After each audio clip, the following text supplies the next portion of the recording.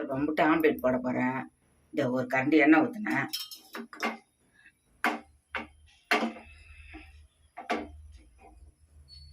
இந்த முட்டை போட போகிறோம். இந்த மிளகாத்தூளும் உப்பும் வச்சுருக்குறோம். அதை கலக்கி போட வேண்டியதான். வீட்டு மிளகாத்தூள் தான்ப்பா, வீட்டு மிளகாத்தூள் தான்.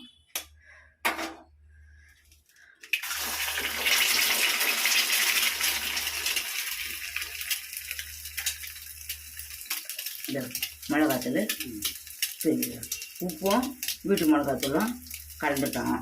அவ்வளோதான்.